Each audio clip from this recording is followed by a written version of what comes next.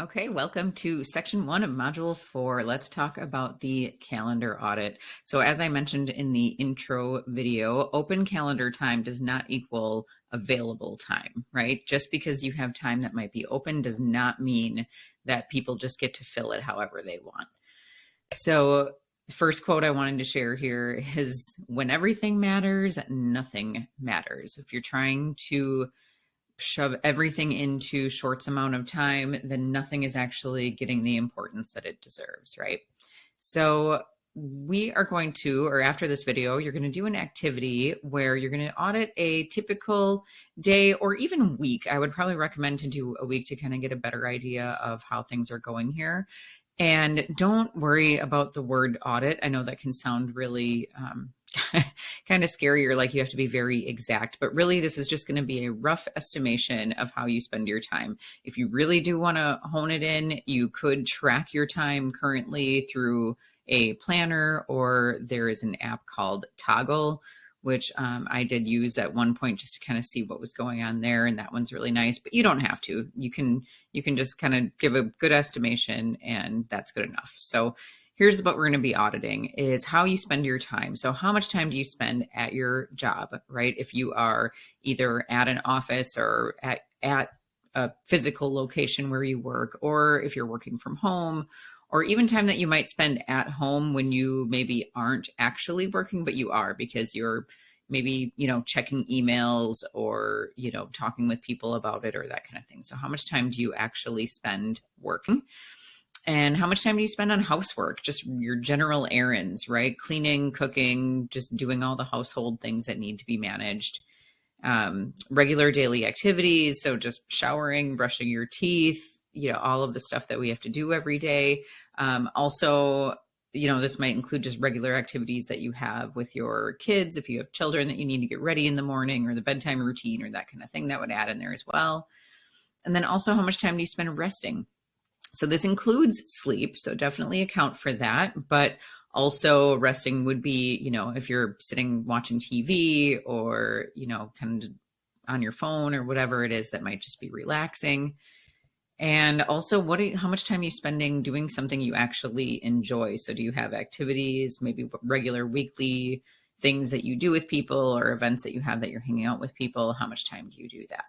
So something that was kind of interesting is I did this exercise back when I was reading a book called, I think it was called 168 Hours, and said something like, you have more time than you think. And it was interesting because this was an exercise that they said right in the beginning of the book was to track your time. And the funny thing is, so there are 168 hours in every week. And most people, when they did this rough estimation, came up with way more than that in a week. So instead of 160 hours, once they added up all the time that they estimated they spent on things, it came up to, sometimes over 200 hours. And so I really liked that because it was kind of a little bit of a wake-up call of, I think in our minds, we think we spend a lot more time doing certain things that make us feel like we're really busy or that the schedule is packed, when in actual reality, it's not nearly as much time as we think. So it'd be very interesting to go through that exercise. So then once you do the exercise and you go through and you just sort of jot down how you've sort of spent the last week, then you're going to compare this with the values that you came up in the other module, right? So are the activities that you're doing lining up with your values? So even the things that you enjoy doing, are those actually, kind of value add sort of things? Or are you just doing everything for everyone else and not really doing anything for yourself, where your values aren't able to be expressed anywhere in this, right? So, and I want you to get really, really honest also about how much time that you honestly do spend zoning out, or just buffering with, binging Netflix or scrolling social media on your phone or whatever it might be. Because honestly, that we're all, I say we all are, I mean, most of us, I think, are addicted to technology in some shape or fashion or form. And so it can be really easy, especially when we are stressed out or burned out, to just want to sit there and do nothing for a little while. And your phone or the TV is a wonderful way to do that, right? So just get really honest about that. And the thing is when you are zoning out, or you're, just doing this kind of stuff, you feel like it's rest, but it's really not. So when you're doing this, although you are sitting there, you're not moving, there's no activities happening, you're just kind of passively watching something or scrolling through, but really your brain is actually getting stressed out in those moments because there's a lot to process. Things change very frequently. We've gotten to a point now where, sometimes videos that people post will only hold our attention for 5 to 10 seconds before we're ready to move on to the next thing, because our brains are now getting programmed to get bored if things take too long. And, if you're watching TV, the frames on a TV show or a movie change like I think it's every 3 seconds, something like that your brain is constantly having to process a new thing that it sees and what it's hearing and all of that. So again, you're not moving, but you are actually taking energy from yourself by doing these activities. And wanted to definitely cover this topic because a lot of people say that they are looking for balance, whether it's work-life balance or how to balance, things for themselves versus for other people. And my take is that balance is a myth, because I think when people are looking for balance, they're looking to spend equal time on each thing separately. So they try to either like schedule a fair amount of time between different things, or try to figure out how to give certain things the same energy or the same, amount of you, right? You're trying to just do that and balance it out. And you think that once you achieve this balance, then everything is going to feel good. But that's not how life works.